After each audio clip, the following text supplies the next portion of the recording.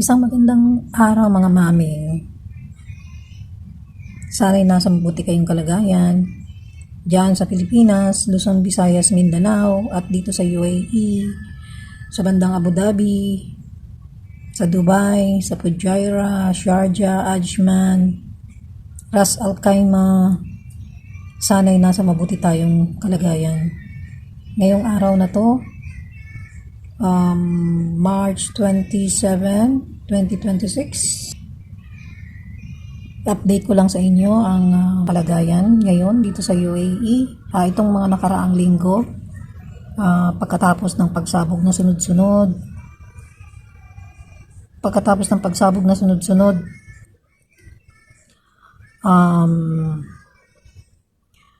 Pinasabog ang fuels ng airport, and then pinasabog ang Abu Dhabi, pinasabog ang Sharjah, and then magkakasunod na bomba, siguro almost 20 times na sunod-sunod na bomba ang narinig namin dito sa Dubai nung nakaraang linggo bago mag-speech si President Trump na magbibigay siya 48 hours para makapag-negotiate ang Iran.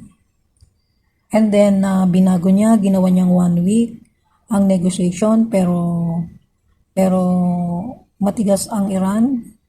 Ayaw nilang makipag-negotiate kay President Trump.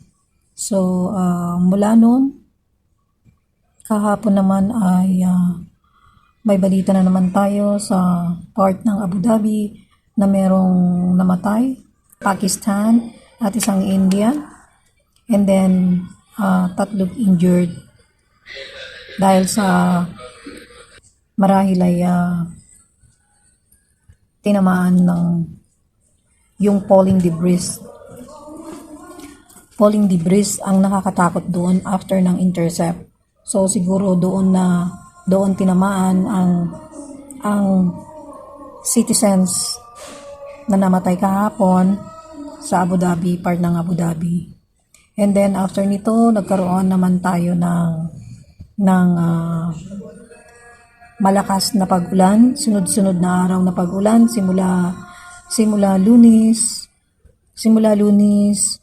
Martes, Miyerkules, Huwebes. Kagabi nga ay sobrang lakas. Umuwi kami ng mga bandang alas 12. Nag-umpisa ang lakas ng ulan. Kagabi ng alas 12, talagang kulog at kidlat, walang tila, sunod-sunod na pag-ulan.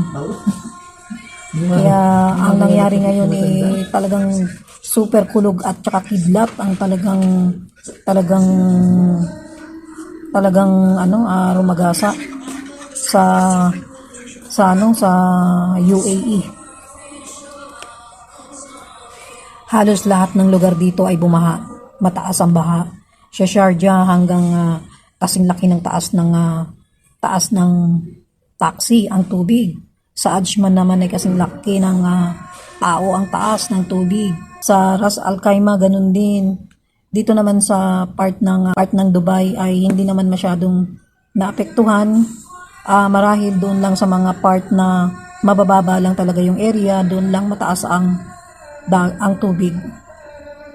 Kaya mga maming, tuloy-tuloy pa rin ang pag-ulan, marahil hanggang mamayang gabi, ganun pa rin. Sana okay na mamayang gabi, pero ang sabi nila is last ng pagbagsak ng malakas na ulan ay ngayong araw na to, Friday. Kaya mga maming, sana lang huminto na mga maming, kasi magkakasunod na dilubyo yung nangyari dito sa UAE.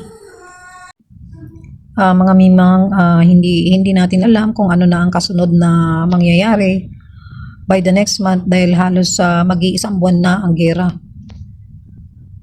Na hanggang ngayon ay hindi pa rin natatapos ang gera. Kaya ito pa rin kami medyo nai-stress, na-anxiety dahil sa mga nangyayari. So hindi sila makakapagpaputok, hindi sila makakapagpabomba dito sa UAE dahil gawa nga ng sobrang lakas ng ulan, may halong kidlat at kulog. Kaya mahihirapan silang magbomba dito sa part ng UAE, dito sa Dubai, basta kahit saan, sa Abu Dhabi, kahit saang lugar ng UAE, mahihirapan sila dahil hindi sasabog yung kanilang drones or missiles na pasasabugin. So siguro sa ngayon ay medyo cool down sila, pero hindi pa rin tayo nakakasiguro kung ano ang nasa isip ng mga Iranian people dahil kahit nagbigay si President Trump ng 5 days para makipag-negotiate sa kanila, pero hindi po nila tinatanggap ang negotiations. Ayaw po nilang buksan totally ang Hormuz. Ang gusto lang po nila is yung kanilang kaalyansa lang ang pwedeng makapasok sa Hormuz. So, hindi ibig sabihin na yung mga kalaban ay hindi pwedeng pumasok sa Hormuz. So, sila pa rin ang magde-decide kung sino ang pwedeng pumasok sa Hormuz. Kaya hindi po natin alam kung ano po ang pwedeng mangyari sa susunod na araw. Kung ano po ang magiging desisyon ni President Trump sa susunod na araw. So, mga mimang, kailangan nating maging update sa lahat ng balita, sa lahat ng mga nangyayari sa UAE, pati ang kalangitan ay nagagalit na dahil sa pangyayaring ganito. Lahat damay, pati mga civilian people na mga naghahanap buhay ay nadamay, may mga nasaktan, may mga nasawi. Sana lang matapos na yung ating paghihirap dahil halos isang buwan na ang ating paghihirap at pagtitiis. Kaya mga mimang, konting ingat lang po. Kailangan nating mag-ingat kapag meron tayong dumating na emergency alert sa ating cellphone. Kailangan po nating mag-ingat. Kailangan po nating i-safety yung ating sarili hanggang sa mahintay po natin yung kasunod na alert, yung pong tinatawag na safety alert, at saka po tayo bumalik sa normal na gawain natin. So hanggang sa muli mga mimang, antayin po natin kung ano ang mangyayari sa susunod na araw. Tingnan natin kung okay na ba ang panahon ngayong araw na to or hindi pa, o tuloy-tuloy pa rin hanggang mamaya mga mimang. Kaya hanggang sa muli mga mimang, update lang po tayo. Bye!